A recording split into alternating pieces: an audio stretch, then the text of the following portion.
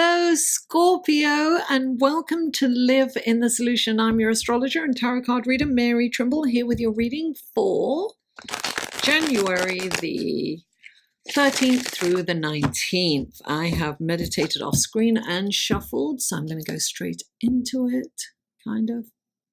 This is for Scorpio. For Scorpio, what wonderful gifts, guidance, blessings, and helpful information can you give Scorpio for the week of January the 13th through the 19th. 3 cards for Scorpio, please. 3 cards. Oh, there's 2. 1 more card for Scorpio, please. Oh, there it is. There's crossover already. I've only seen 1 card.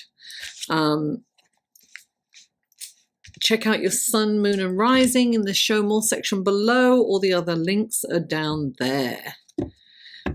These are your clarifying cards. What wonderful gifts, guidance, blessings, and helpful information can you give Scorpio through these clarifying cards for January the 13th through the 19th?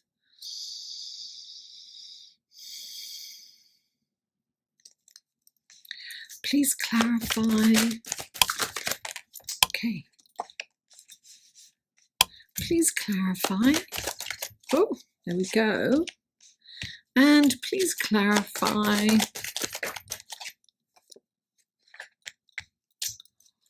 So interesting. Okay, let's take a look at your cards, Scorpio. All right, the first card out for you is the 10 of Swords. Then you have the Knight of Swords, clarifying that. Then you have the 6 of Cups, clarified by the 3 of Wands. And then you have the Hermit, clarified by the Judgment card.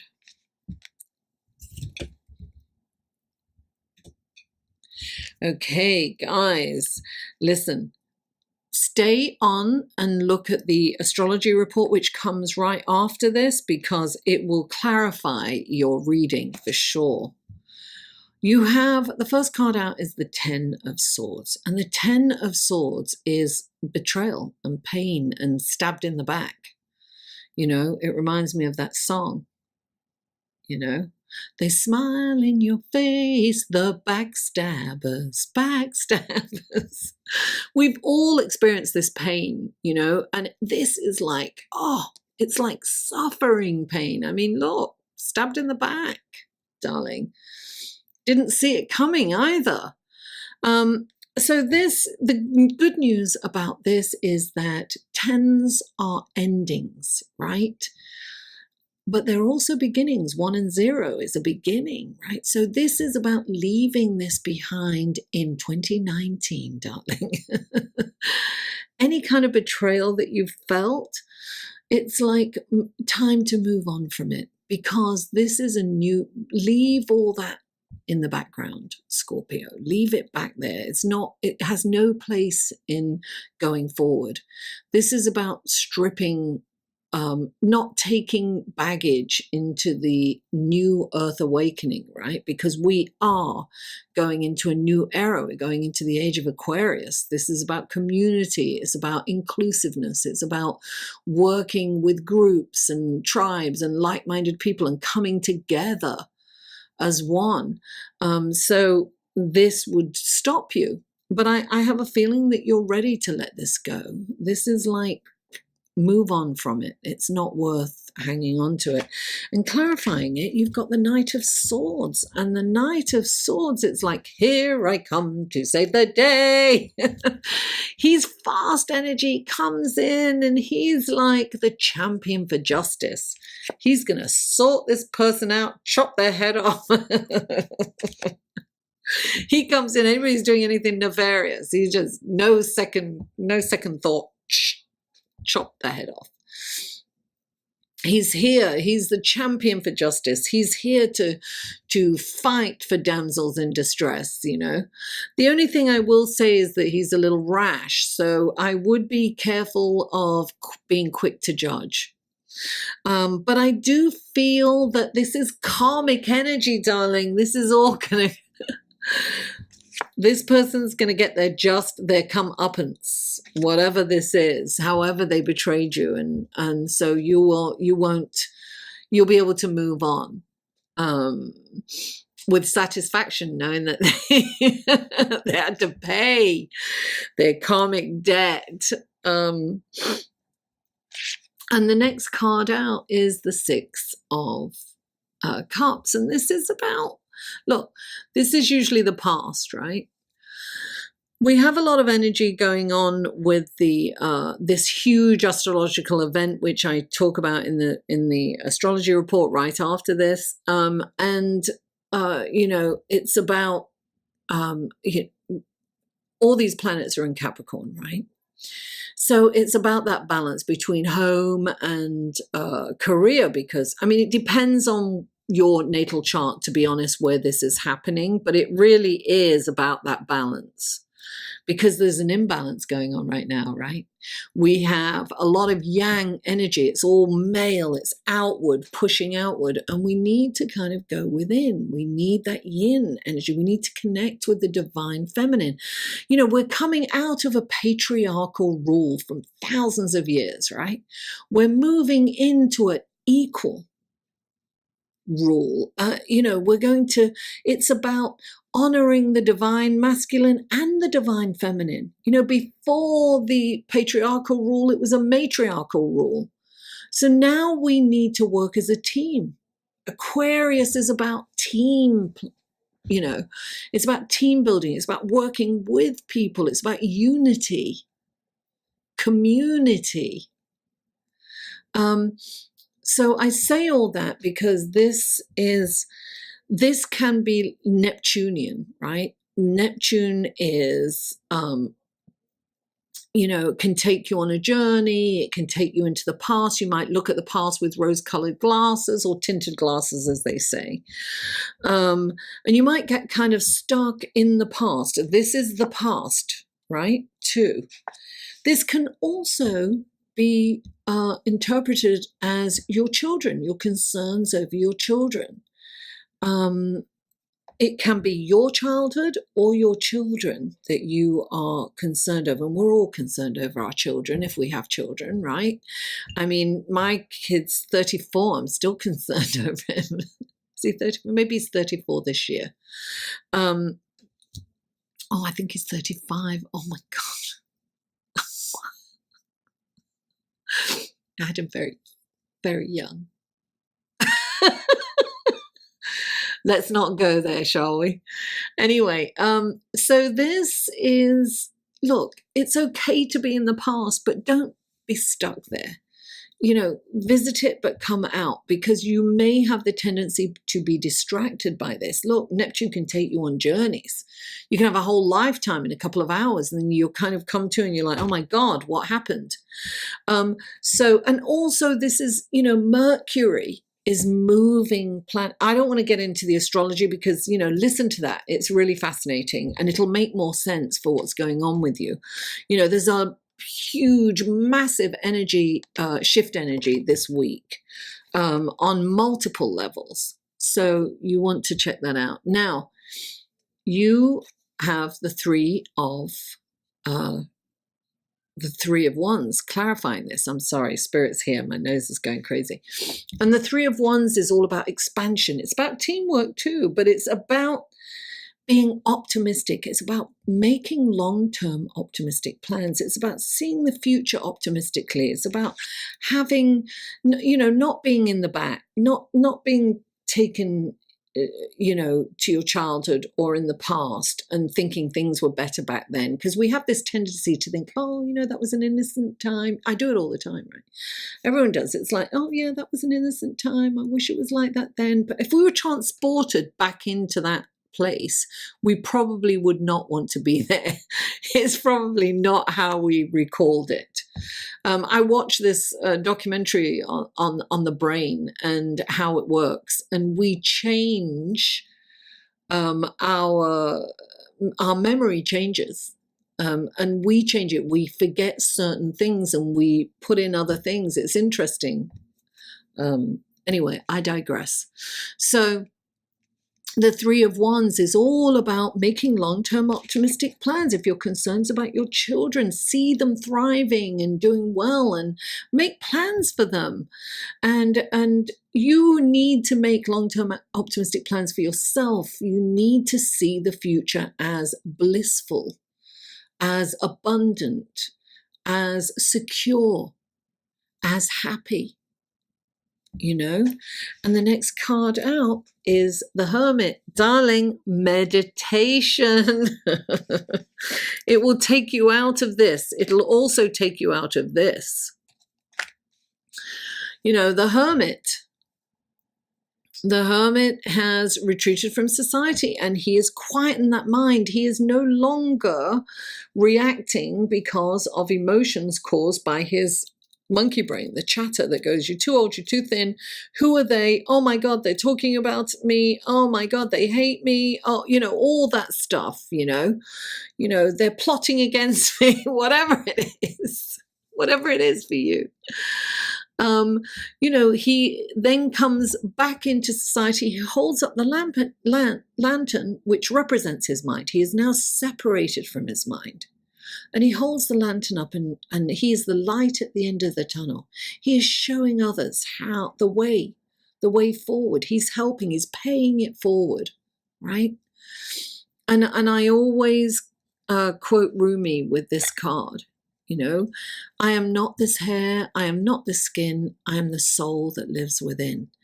And that's what this is about. And it's about mastering your emotions. And the way you can do that is not allowing your brain to dictate how you react emotionally. And to do that, you have to separate yourself from your mind. You know, and when you have been meditating a while, it gets easier and easier to do that. I mean, you can go down the rabbit hole. I always say, you know, I'm peeking down the rabbit hole.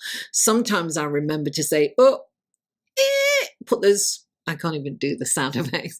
Put the brakes on, darling. That's your monkey brain. Get out of there. And clarifying it is this is the Justice card, and this is Pluto. This is stuff coming up from the dark. And Pluto rules you, darling. You are feeling this. I just, you know, Pluto conjunct Saturn tomorrow, because I'm recording this on Saturday. So Pluto's conjunct Saturn. And then on Monday, you've got the Sun conjuncting Pluto, the Sun conjuncting Saturn. That's like all of that energy. You've been feeling this for a while. You've probably been down some dark holes because Pluto will take you deep, deep, deep into that. And look, there's a power struggle that can happen here. Power dynamics can change. We can manipulate, we can get manipulative at this time, and we need to avoid being manipulated and manipulating others. Resist that urge, you know, spying on people, trying to get the truth. But we will get to the truth. You will get to the truth in everything. You will see the truth, and you are very, very connected psychically. I mean, you're a water sign anyway, but this is really being enhanced right now with all this Uranus energy going on, and Neptune. So I really feel that this is a transformative time for you, Scorpio. You are really, it is resonating with you in profound ways, and profound, deep, all the way. So stuff is coming up to you. This is a call, a wake-up call. Now, this is what we need to do during this time. We need to really kind of look at where we can change. What's happening in our lives that's blocking us? What is our Achilles heel? What can we change? Because this really, we have to change in order to go forward. We need to close the door behind, really kick it closed, you know, close this door, and so that we can open into a brighter, optimistic, more inclusive, you know, Aquarian age. This is the dawning of the age of Aquarius. Don't go. I'm sorry. I cannot stop myself. I'm incorrigible. I can't. Pluto. Oh my God. That was a Freudian slip. Scorpio.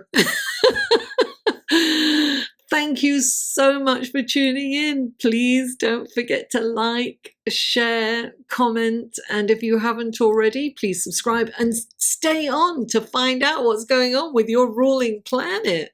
All the changes and the astrological transits this week. Stay tuned. Mwah! I love you all, and I'll see you on the other side.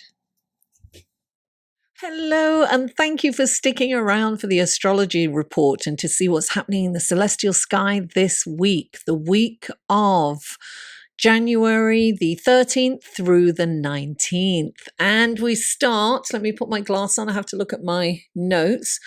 We start with Monday the 13th, the Sun conjuncts Pluto in Capricorn at 8:16 a.m. That's Eastern Standard Time, by the way, folks. Look, this is about personal power and the ability to influence others in a way that's beneficial to you. Now, this can lead to power struggles, however, and it really depends on where this conjunction lies in your chart as to how it will play out in your life. For instance, Aries, it will happen in the 10th house, the house of career, of status, of how you're viewed in the public arena. This is about career and work, and so this will play out in that aspect. So there may be some kind of power dynamic going on at work for Aries. Now, where it lands in your chart depicts where it's going to happen for you, in which area. So this aspect will give you insights into your behavioral patterns, and you can address any kind of self-destructive behaviors. It's really about going deep and looking at your shadow side and the dark and more sinister side of life as a whole. This aspect as well can focus things like stalking and spying on your co-workers, lovers, friends. Resist the urge. I say to my clients, don't look at their emails, don't look in their wallet. If you suspect your partner of cheating, then address them directly. Don't surreptitiously go around and spy on them. Respect their privacy. It's not okay to do that, and it doesn't feel good. And you probably find something. We can all find something. So don't look. I say that's dialing 1-800-PAIN. Don't do it. Now, this is also a fabulous opportunity to declutter, to clear out, debris and things that you no longer need. This is about streamlining in Capricorn. We need to economize. We need to look at, it'll help us actually look at our behaviors by, are these, look, this is what happened to me when I went into my closet. This was a couple of years ago. I looked at it and I was clearing it out, and there was tons of stuff with labels on. There were hundreds of pairs of shoes that I hadn't worn and I won't wear because there's great, they're like 6-inch heels or something. So it really made me look at that sickness. Are we over consuming? We have to kind of streamline, right? We need to streamline. We need to look at, only use things or keep things that we need, that not as opposed to what we want. What do we need as opposed to what we want? That's what we need to look at here. And this is a wonderful opportunity to do that. And it's also a good opportunity to see which relationships are working. We need to be in relationships or surrounded by people who will lift us up. If someone's putting you down or you're in their company and you don't feel good about yourself, then let that relationship go. And it doesn't have to be a big dramatic, I'm never talking to you again. You can slowly, I always think of, that old movie with Dracula in, and he seems to just roll back. You can just roll back from your friends. I mean, this is a wonderful opportunity to do this. The thing is with, this is about change. There's no bones about it. It is about change, and there's nothing I can say that's going to change that. But what we can do is we can work with the energies that are available to us. We can ride the crest of the wave. Let's co-create and ride the crest of the wave. And that's how we can navigate through these difficult or, choppy waters, as we say. Now, look, on the same day, a bit later on, it's only like 2 hours later, exactly 2 hours later, the Sun conjunct Saturn. So this energy is all it's really the Sun conjuncting Saturn and Pluto, right? Conjunction, because they've just conjunct the day before, right? On Sunday. I'm actually recording this before that happens. So this is Saturday. I'm recording this, but so, Saturn, the Saturn conjunction, this is a karmic conjunction. And look, this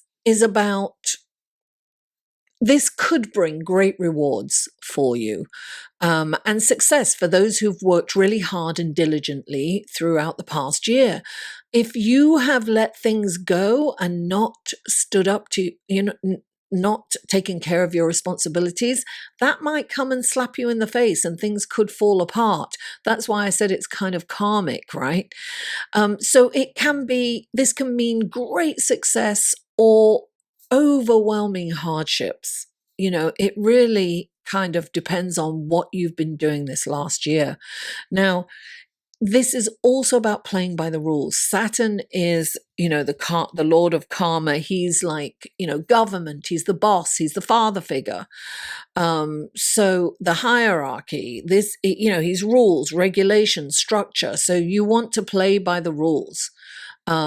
It's also going to kind of feel like you're taking one step forward and then 2 steps back. You feel like you're treading water and you can't get ahead. Now, don't get discouraged. Saturn slows us down, for a reason. It's sometimes to show us signposts for perhaps a better way round. It may take longer. It might be the scenic route. It might be a safer route that gets you there. Have you ever, some people, there's been a plane crash and some people said, I missed that plane. I was supposed to get on it and I didn't. And,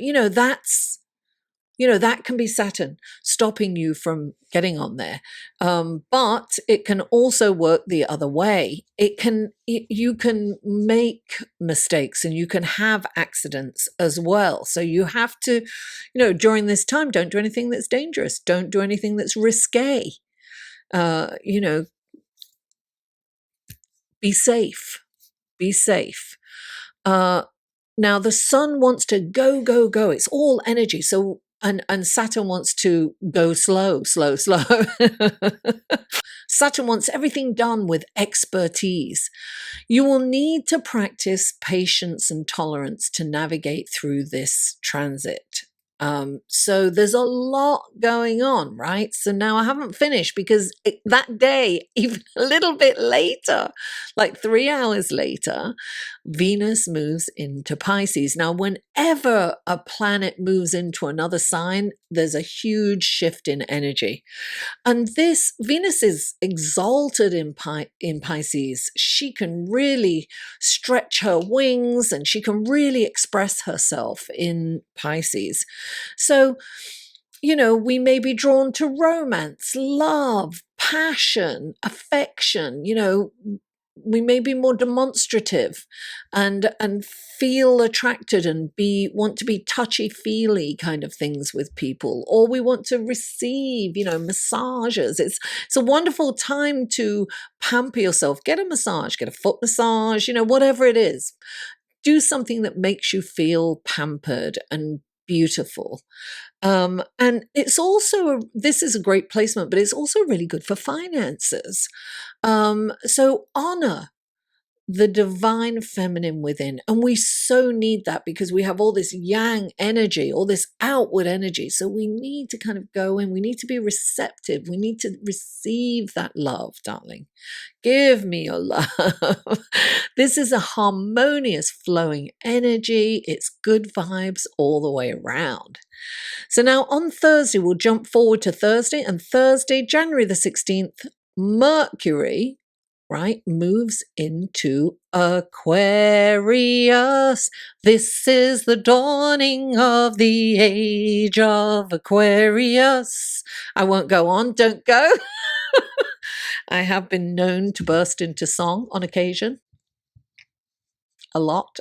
Anyway, so this really is the dawning of the age of Aquarius. We are feeling that Aquarian energy. Mercury enjoys being in Aquarius because it gives Mercury the freedom to contemplate complex subjects with unusual insight. Now, under this influence, you can deliberate matters with an unconventional approach. It's kind of like thinking outside the box. You may find your focus directed towards humanitarianism, groups and community and your tribe, like-minded people. That's what's going to really kind of make you feel fulfilled. And that's very Aquarian, right? That's Aquarian in nature. It's a good time to volunteer or join a group. And having said that, I have a Facebook group. It is Live in the Solution Astrology. And we have so much fun there. And it's so beautiful. It's a private group. You have to ask for to join. And the link to that will be in the description box below. And it's such a lovely community. It's so positive and uplifting. And every 2 weeks I do a live stream just in that group. And I look at either the full moon or the new moon, and whomever attends, I go through their chart, not their personal chart, but their horoscope, their sign, and we look at how the sign is going to receive the energy from either the full moon or the new moon. And then I also have my tarot cards on hand and answer questions there. We have a really good time there. So that's lovely. Come and join what a perfect time to join. To join the group. How amazing is that? It's like connect with the collective and feel love and feel that unity. Well, it's about getting back to oneness, isn't it? Reminding us that we are all one. Now, on Saturday, January the 18th, Mercury squares Uranus. Now, Uranus rules Aquarius. Now, Mercury is in Aquarius, and it is going to square Aquarius's ruler, which happens to be in Taurus. So this is a square going on. And look, this can be shocking news or information that could affect your daily routines. You just may have to spring into action at the click of a finger. It can be exciting for some and disconcerting for others. It just depends on what's going on with your own chart. With this transit, miscommunication can occur. So we have to make sure that you are not sending a text or an email to the wrong person. I've done that so many times. Really, really kind of pay attention to that. Really pay attention to details. Whatever you say can be misconstrued. People can take things personally, and vice versa. You can take things personally when somebody says something, and that might not be the intent, but that is the general kind of energy going forward. So, look, as a result of that, it's really prudent to avoid kind of important meetings like interviews or something like that during this transit, because things may be taken out of context. So you don't want to you know, you don't want to push the envelope there.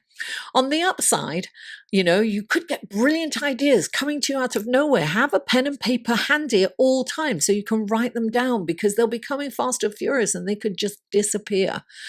Now, I do want to mention Aquarian energy because, and Uranus, because Uranus rules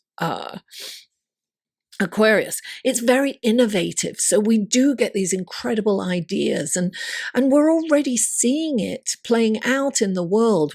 We are coming up with these incredible inventions, innovative ideas, and travel. I just saw, look, I didn't read the article, I'm going to confess, but I did see the headlines of a plane that can get from New York to London in just over an hour. Darling, it will arrive 4 hours before it left. Because of the time frame. I mean, fabulous, incredible things like that. The downside of this can be that the technology can disengage us personally. So it can be like you can experience virtual reality. You can experience nature and other beautiful things through virtual reality, right? But we really need to connect with nature physically. It's very important for us to, go barefoot in the soil, feel, Mother Earth and Gaia, so that we can heal the earth and the earth can heal us. So there's that danger of being detached through technology. So we have to be aware of that. Technology is incredible and wonderful. Look, I went shopping last night and I drove my car all the way there and I realized I left my wallet at home. And I'd got the cart, I was in the shop, I left, and then all of a sudden I remembered that I had Apple Pay on my phone. So I went shopping anyway. I mean, how fabulous, right? Technology is amazing. So guys, I want to thank you for staying all the way to the end. And I'd just like to mention this channel is viewer supported only. So there are ways to, of course, thanking, liking, commenting and subscribing is wonderful. And I really appreciate that. Thank you so much. But another way to support me is through my Patreon page, and check on this link here, because I post things on Patreon that I don't post anywhere else. And I release these reports written on there before.